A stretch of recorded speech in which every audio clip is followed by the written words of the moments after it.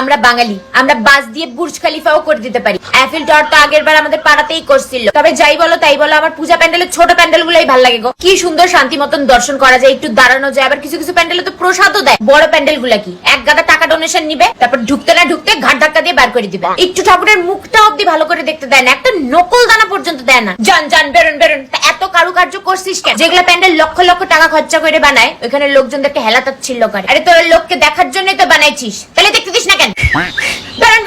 পূজায় গাড়ি বুক করে ঠাকুর দেখা বেকার। 2 মিনিট পর পর তো গাড়ি দাঁড় করায় দেয়, সে তো হাঁটতেই লাগে পুরাটা। কি লম্বা লাইন, শুধু হাঁটো আর হাঁটো। হাঁটা প্রতিযোগিতা লাগছে। গাড়ির থেকে 4 কিলোমিটার হাইটে প্যান্ডেল অব্দি পৌঁছাবা, প্যান্ডেলের থেকে আরো 4 কিলোমিটার লাইন আর শেষ হচ্ছে না। হাঁটতে হাঁটতে পায়ে ফসকা পড়ে গেল, তো মাঝে মাঝে গাড়ির থেকেই নামতে ইচ্ছা করে না। এই তো গাড়িতে উঠলাম, আবার বলে প্যান্ডেল চলে আসছে। 3টা পূজা দেখতে 2 ঘন্টা লেগে যায়। তারপর লোকের ধাক্কা ধাক্কি, বাচ্চার কান্না, ঘামের দুর্গন্ধ, গ্যাস, ভুঁড়ির ধাক্কা খায়। কোন রকমের মঞ্জুলিকা হয় তুমি প্যান্ডেলে ঢুকবা, তারপরে ধাক্কা মেরে তোমাকে বার করে দিবে। এত রাগ ওঠে না ভলেন্টিয়ার গুলাকে দেখলে, নিজেদেরকে বড় হনু ভাবে। এরা বেশি দাদাগিরি দেখায় মেয়েদেরকে ইমপ্রেস করার জন্য। এর থেকে এবিপি আনন্দে ঠাকুর দেখা ভালো। যুদ্ধ কুস্তি করে প্যান্ডেলে ঢোকা, চেপটে যাবো আমি তুমি।